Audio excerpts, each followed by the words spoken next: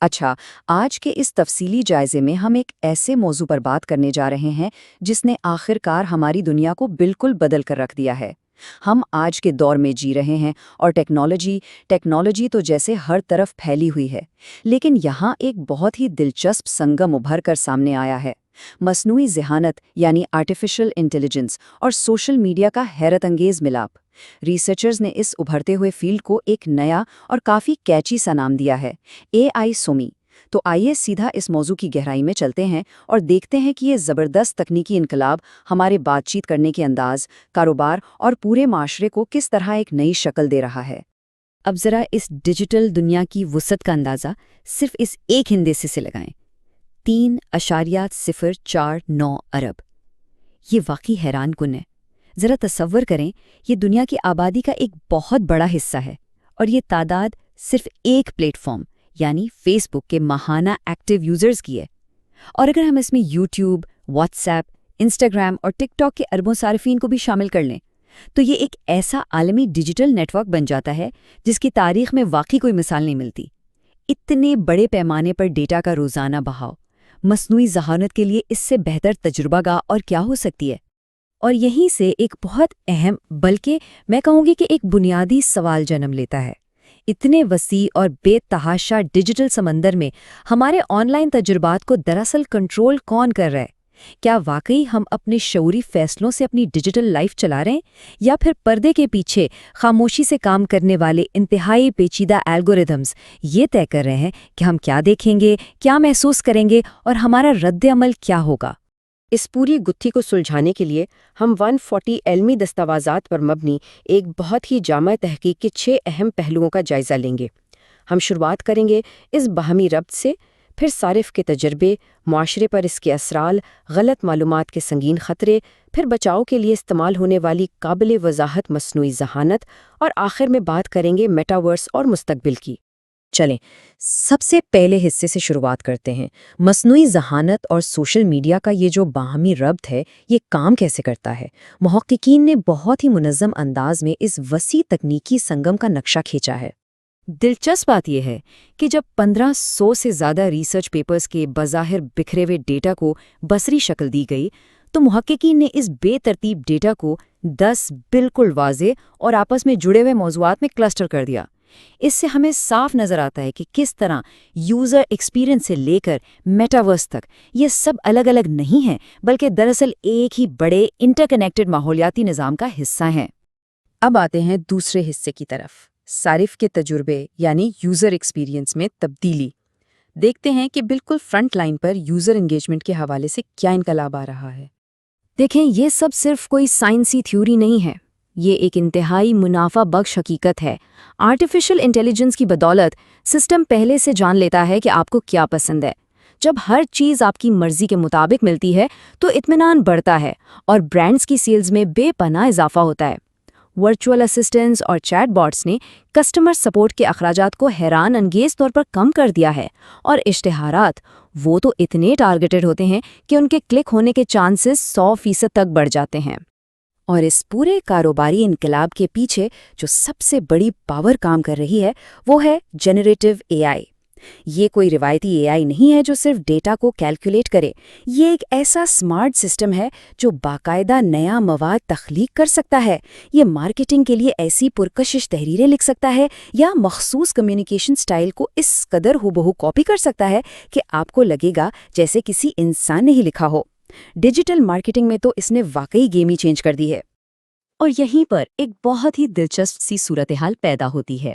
ایک طرف ہمارا اپنا شعوری انسانی عمل دخل ہے، مطلب ہم خود جان بوجھ کر کوئی چیز سرچ کرتے ہیں، اور دوسری طرف ہے مشینی عمل دخل، جہاں الگورتھمز خود بخود ہماری پسند کا اندازہ لگا کر ہماری فیڈز بناتے ہیں۔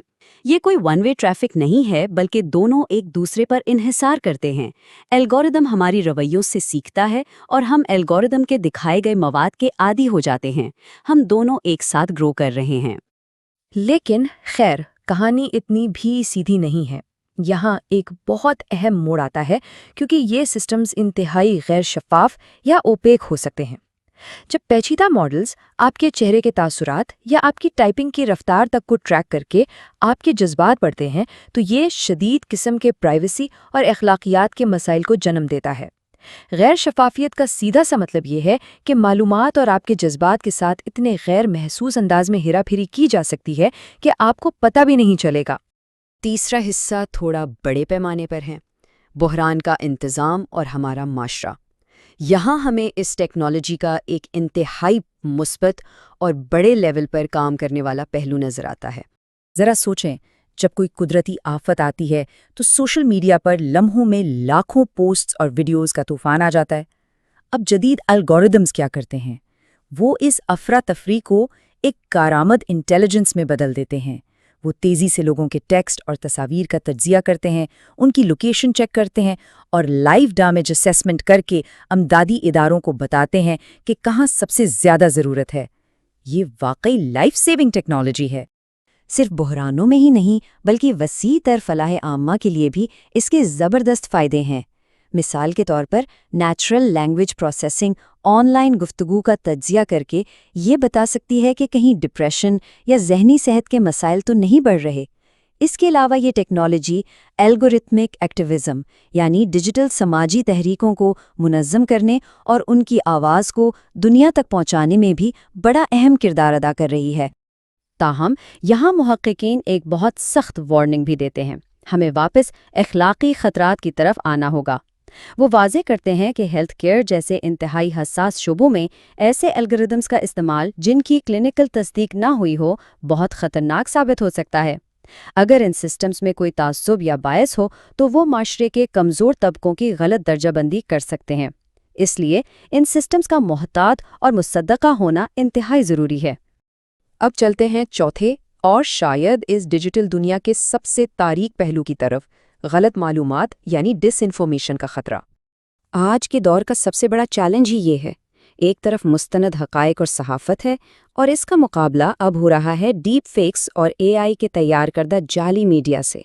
یہ سنتھیٹک میڈیا اس قدر ریالسٹک ہوتا ہے کہ آپ اصلی اور نقلی میں فرق ہی نہیں کر سکتے۔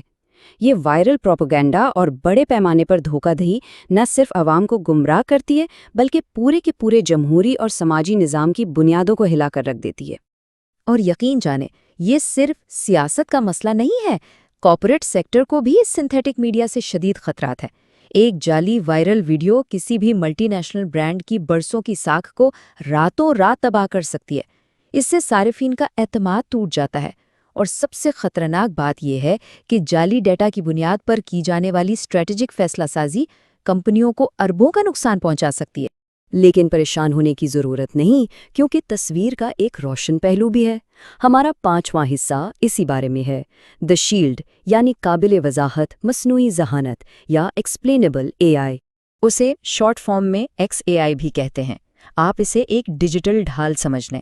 یہ دراصل ایک ایسا فریم ورک ہے جو ان پیچیدہ الگورتھمز کے بلیک باکس کو ٹرانسپیرنٹ بناتا ہے۔ مطلب یہ سسٹم نہ صرف جعلی خبروں یا غلط مواد کو پکڑتا ہے بلکہ یہ انسانوں کو سمجھ آنے والی زبان میں یہ بھی بتاتا ہے کہ آخر اس نے اس مواد کو جعلی کیوں قرار دیا ہے۔ یہی وہ شفافیت ہے جو تعصبات کو ختم کرنے اور کھویا ہوا اعتماد بحال کرنے کے لیے لازمی ہے۔ اس پوری گفتگو کو اگر ہم سمرائز کریں تو آپ دیکھ سکتے ہیں کہ ہر تکنیکی رجحان کی ایک واضح ویلیو ہے۔ کنورسیشنل ایجنٹس ہماری سیلز بڑھاتے ہیں، ایموشنل ماڈریشن انگیجمنٹ کو محفوظ بناتی ہے، کرائسس مینجمنٹ ہنگامی حالات میں ریسکیو کو تیز کرتی ہے، اور سب سے بڑھ کر ایکسپلینیبل اے آئی عوام کے اعتماد کو بحال کرتی ہے۔ یہ سب چیزیں مل کر ایک پرفیکٹ ایکو سسٹم بناتی ہیں۔ اور اب چھٹا اور ہمارا آخری پڑاؤ، میٹاورس اور اس سے آگے کا مستقبل، ایک ایسی ڈیجیٹل دنیا جو بالکل ہمارے سامنے کھڑی ہے۔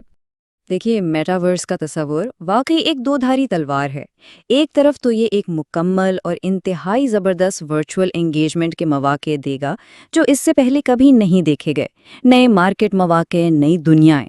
لیکن ذرا ٹھہریں، دوسری طرف یہ اپنے ساتھ بائیو میٹرک نگرانی اور سائبر سیکیورٹی کے ایسے سنگین مسائل لائے گا جو ہماری پرائیویسی کو مکمل طور پر ختم کر سکتے ہیں۔ تو ان تمام باتوں کو سمیٹتے ہوئے ذرا اس وسیع اور پیچیدہ ڈیجیٹل نقشے کو ایک بار پھر اپنے ذہن میں لائیں جس کا ہم سب حصہ ہیں۔ یہ ہمیں یاد دلاتا ہے کہ کس طرح چیٹ باٹ سے لے کر ڈیپ فیکس تک ہر چیز ایک دوسرے سے جڑی ہوئی ہے۔ ہمارا ہر کلک، ہر ری ایکشن اس وسیع ایکو سسٹم کو مسلسل بدل رہا ہے۔ آخر میں آپ کو ایک بہت ہی گہرے اور شاید چبھتے ہوئے سوال کے ساتھ چھوڑے جا رہا ہوں۔ ٹیکنالوجی اور انسان کے اس مشترکہ سفر میں در حقیقت طاقت کا توازن کس کے پاس ہے؟ کیا ہم انسان ان الگوریدمز کو اپنے فائدے کے لیے کنٹرول کر رہے ہیں، یا کیا یہ سسٹمز خاموشی سے ہماری عادتیں، ہمارے جذبات اور ہمارے فیصلوں کو کنٹرول کر رہے ہیں؟ اصل میں کون کس سے سیکھ رہا ہے؟ اس بارے میں ضرور سوچیے گا۔ آج کے اس تفصیلی جائزے میں میرے ساتھ رہنے کا بہت بہت شکریہ۔